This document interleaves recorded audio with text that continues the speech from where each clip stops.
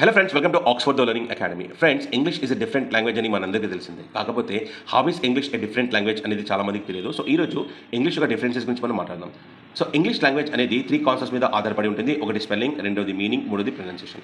For example, pronunciation different చూడండి ఎలా ఉంటుంది. బిఎల్యూఈని మనం బ్లూ అంటాం, జిఎల్యూఈని మనం గ్లో అంటాం. కానీ టివైఎన్ జియూఈని మాత్రం మనము టంగ్ అంటాం. సో ఇక్కడ మనం టంగ్యూ అని పలకట్లేదు. కొన్ని సందర్భాల్లో మనకు స్పెల్లింగ్స్ ఏమన్నా మీనింగ్ అంటే ప్రొనౌన్సియేషన్ పూర్తిగా మారిపోతుంది. ఫర్ ఎగ్జాంపుల్, ఎంఐఎన్యూటీఈ దీన్ని మనం మినిట్ అంటాం. సో మీనింగ్ వచ్చి ఒక టైంని చూపిస్తుంది అనమాట. So 60 seconds of a minute అనమాట. సో అలాగే ఎంఐఎన్యూటీని మనం మైన్యూట్ లాగా పలికితే మాత్రం దీని యొక్క మీనింగ్ పూర్తిగా మారిపోతుంది. దీని యొక్క మీనింగ్ వచ్చి very small. So minute and minute are different things అనమాట. అలాగే కొన్ని సందర్భాలు మనకు స్పెల్లింగ్ అండ్ ప్రొనౌన్సియేషన్ సేమ్ ఉన్నప్పటికీ మీనింగ్ మాత్రం పూర్తిగా చేంజ్ అయిపోతుంది. ఫర్ ఎగ్జాంపుల్, సిఓఎంబి కోమ్ అంటున్నాం. సో నౌన్ పరంగా తీసుకుంటే దీన్ని మనము దువ్వెన అంటాం. ఒకవేళ అదే సిఓఎంబి కోమ్ని మనము యాక్షన్ లేదా వర్బ్ పరంగా తీసుకుంటే కనుక దీని యొక్క మీనింగ్ దువ్వుకోవడం అంటాం. సో ఇంగ్లీష్ మాట్లాడడానికి లేదా నేర్చుకోవడానికి కావాల్సింది లాజిక్ కాదు, ప్రాక్టీస్.